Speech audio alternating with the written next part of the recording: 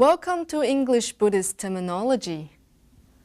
In the last 3 programs, we went through the 3 basic steps to how we become a Buddhist.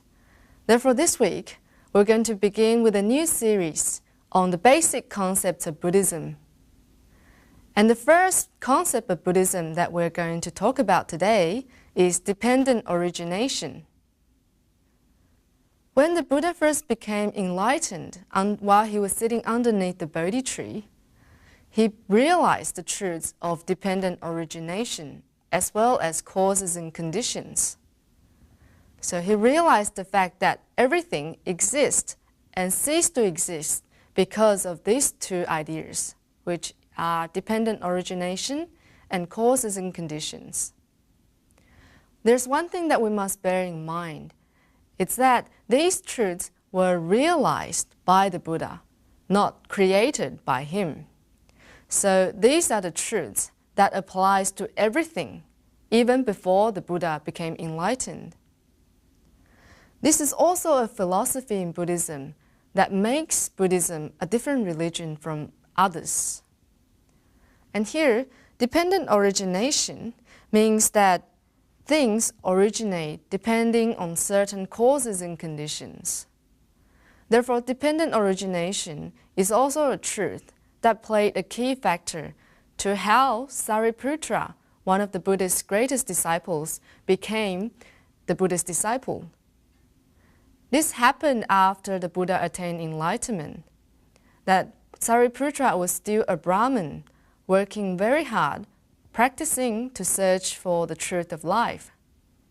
So it was one day when he was walking on the streets, he came across one of the first 5 bhikkhus, who was also one of the first 5 disciples of the Buddha. His name was Asvajit. As he was walking along the streets, Asvajit was a disciple of the Buddha who has learned the spirit or the teachings from the Buddha. Therefore, everything he did, even when he was walking, he was displaying the radiance and the spirit taught by the Buddha. So naturally, he would have had a very good demeanor. And this caused people to have a very strong sense of respect in Asvajit. Therefore, the same happened to Sariputra. He felt very touched upon seeing someone with such a good demeanor. Therefore, he walked up to Asvajit and asked him, "May I ask who you are? And can you please tell me where you come from and who your teacher is?" Asvajit answered, "My teacher is the great Sakyamuni Buddha." Then Sariputra asked again, "Well, can you share with me the teachings that he has given you?" So Asvajit said that, "My teacher, the Sakyamuni Buddha, taught me that everything or all phenomena in this world arise due to causes and conditions. And all of these phenomena cease to exist also due to these causes and conditions. Such is the truth of life." And as Sariputra realized that he was being told the truth of the universe, and which is also the truth that he has been searching for a very long time in life, he knew immediately that Sakyamuni Buddha is the teacher that he has been searching for a long time. He became so happy, so he went home and sought his best friend, who was Moggallana.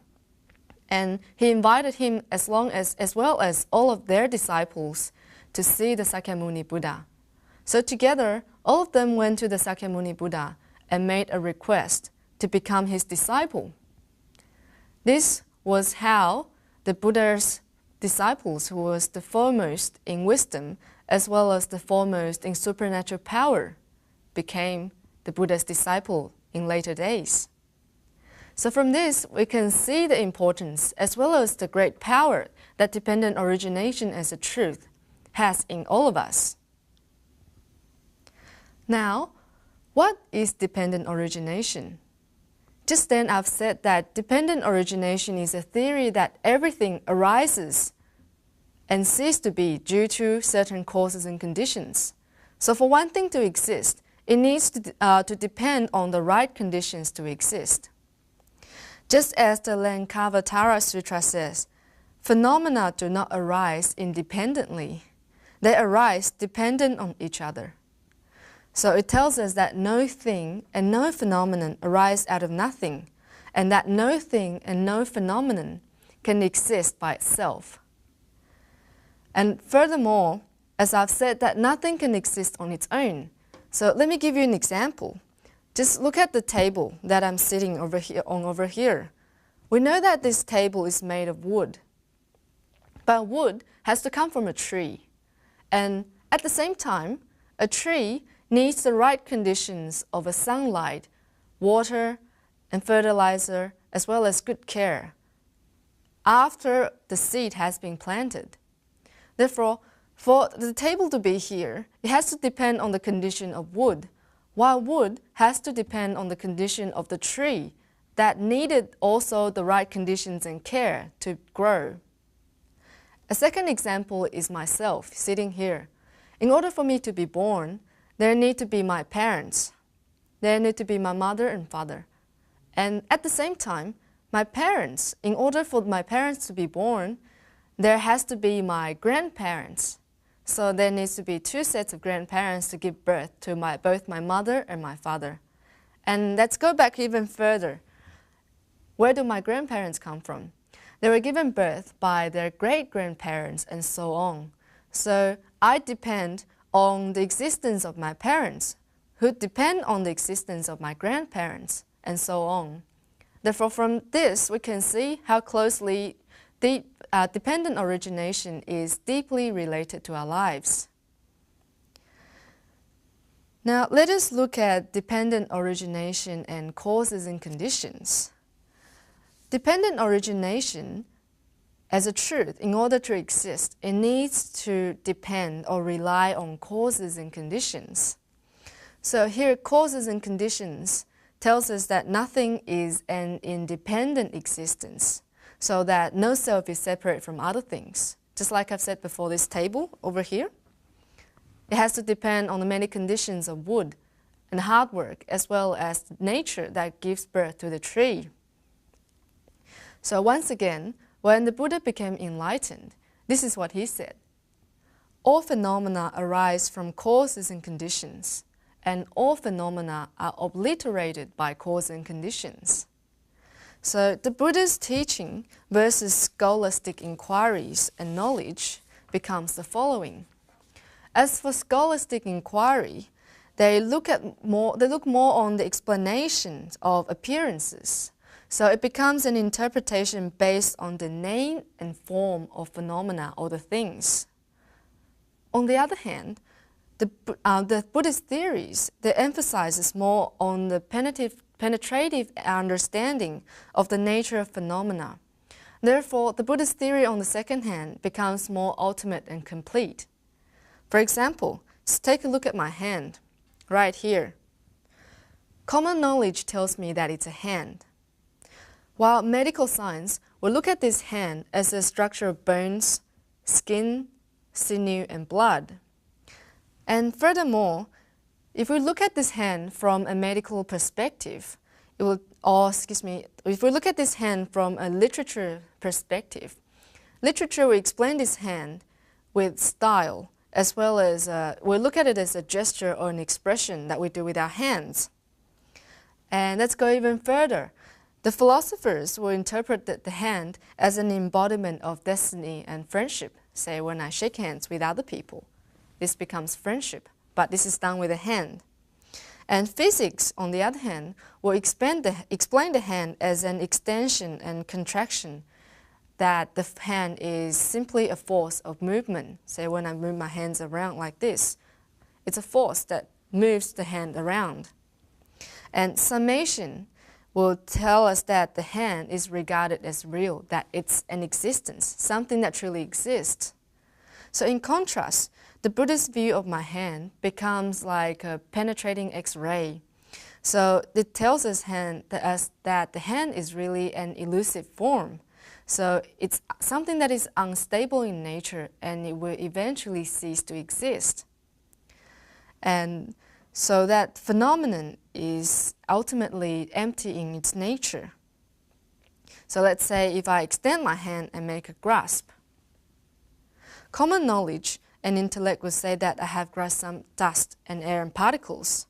So it is a movement and gesture.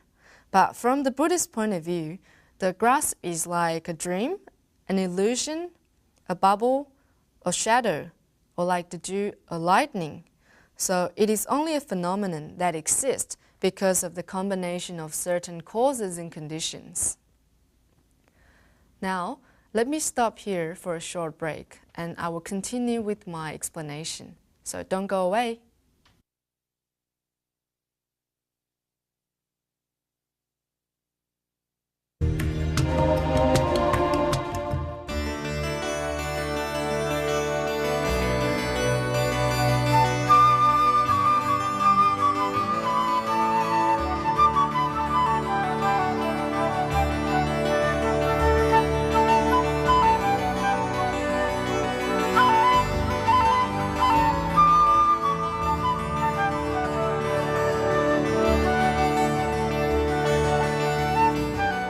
Hi, welcome back. After my discussion on the various conditions and perspectives to how the hand has been observed, we have come to a discovery that the human perspective is usually quite narrow and confined.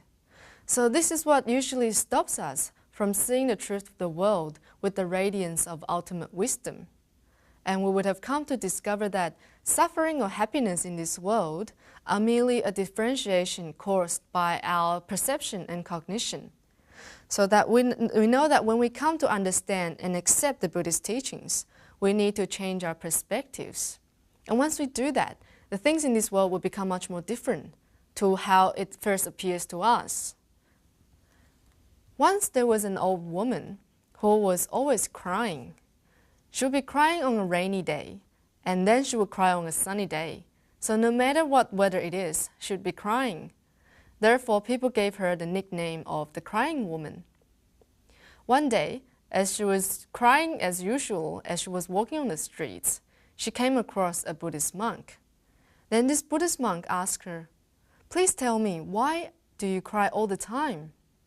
So the old woman explained, "I have 2 daughters. My older daughter is married to an umbrella maker. Therefore, she needs to depend on rainy days in order to sell her umbrellas. So if it's a sunny day, I would worry about how she won't be able to sell any umbrellas, and this makes me cry and nervous. On the other hand, my younger daughter is married to a rice noodle maker. Therefore, they will have to sun-dry these rice noodles before they can be sold. So if it's a rainy day, I will start to worry for my younger daughter because she won't be able to make any living on rainy days. Therefore, I have to worry, and that's why I cry for them all the time." The Buddhist monk listened to this and said to her, "Hey, you can change your way of thinking, and this way I can come up with an idea so that will make you much happier. So on a sunny day, instead of thinking of your older daughter, why don't you turn around and think about how your younger daughter will be able to sun-dry the rice noodles and sell them? So this way, she won't have a problem. And on the other hand, if it starts to rain, then your older daughter who sells umbrellas will be able to make money. And this way, you will be happy both ways." So the old woman accepted the Buddhist monk's idea. And from then on, when it's a sunny day, she will be smiling. And when it's a rainy day, she will also be smiling. Therefore, people started to call her the smiling woman. So from this story, we can know that once we change our perspective or the way we think about this world, we'll become much happier persons. This is also by exploring and observing the causes and conditions, and to make the best out of our understanding of the causes and conditions. And this way, we'll become much happier persons in this world. Causes and conditions are the 2 basic factors that produce or underlie each phenomenon. So, at the same time, the cause is considered much more powerful than the condition. Still, cause needs to depend on condition to exist and vice versa. Take, for example, a seed. A seed needs soil, water, sunlight, and water, and many other good things to grow. So the seed is the cause, and while water, sunlight, and everything else become the conditions that the seed needs to rely on in order for the seed to grow. Or secondly, a house will need bricks or wood or furniture or concrete, etc., in order for it to become a house that is comfortable to live in. So we know that once the right causes and conditions are present, that an effect will occur or a result will be created. A third example is that a banquet needs the right conditions to be successful. So once there was a rich man who held a large banquet. He invited all very important guests.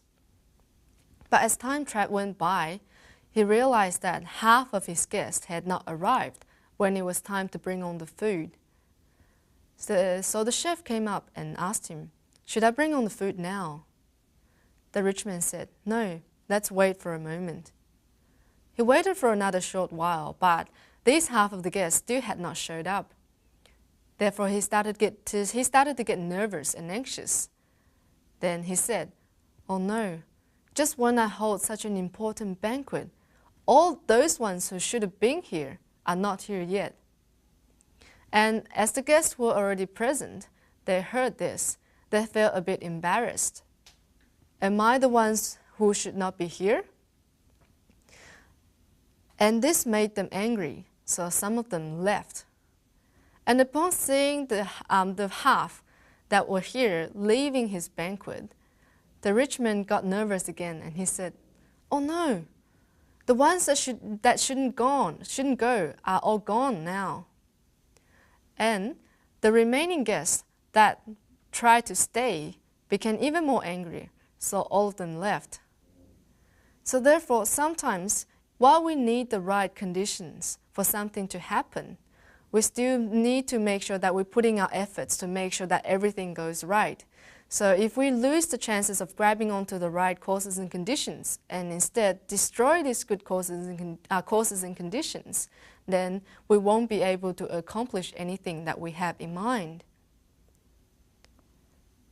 The next question here I have for you is, how do we know that cause and condition exist? Well, we can look around us. For example, when something goes wrong, we need to observe the causes and conditions that are present and look for what is missing. For example, why does a machine fail to function? We can look around it, and perhaps it could be a broken screw or a loose part that causes the machine to malfunction. Or why doesn't a space shuttle launch? It could be due to the reason of a computer failure or a miscalculation. Or why does a house collapse? If you look around, it could be a missing pole or an unstable structure. It could even be a condition of a natural disaster that causes the house to collapse. Or why do we fall ill? Why does the body become sick? This is caused by the imbalance of the 4 elements that compose the body. And the 4 elements I'm talking about here are earth, water, wind, and fire. So when problems arise, what we need to do is to really try to reflect and look for the missing causes and conditions. Then we'll understand why things don't work the way they do. Once, King Milinda asked Bhikkhu Nagasena, "Are your eyes the real you?" "No." He asked again, "What about the ears?" "No." "And the nose?" "No." "Or the tongue?" He still said no. "What about the body? Is the body real you?" And once again he said, "Well, the body is only a composition of different causes and conditions, therefore it is not real." So the king asked again, "Well, so the mind must be you then?" Still, the Bhikkhu Nagasena said no. And by this time, King Milinda began to get annoyed, and he asked further, "Well, if the eyes, ear, nose, tongue, body are not you, then what exactly is you? Bhikkhu Nagasena answered with a question. Is a window a house? King said no. What about the door? Is the door a house? No. So, what about the bricks? Are the bricks and the tiles a house? The king said no. So what about the furnitures and pillars? And still he said no. So Bhikkhu Nagasena smiled and said, if the windows, the door, the bricks, and the pillars are not the house, what is the house? This was when King Milinda understood that causes, conditions, and effects could not be separated or understood through a biased or partial view. So a house can only be built with the fulfillment of many conditions. Likewise, human existence also depends on the right causes and conditions. So if we know the law of causes and conditions, and we will be able to plant good causes everywhere and cultivate good conditions all the time. And this way, our life will be smooth on the path to success. There are a few varieties of causes and conditions here, and we need to examine these varieties or perspectives differently. And before I go into these perspectives, I would like to take a short break again. And once again, don't go away. Stay with us.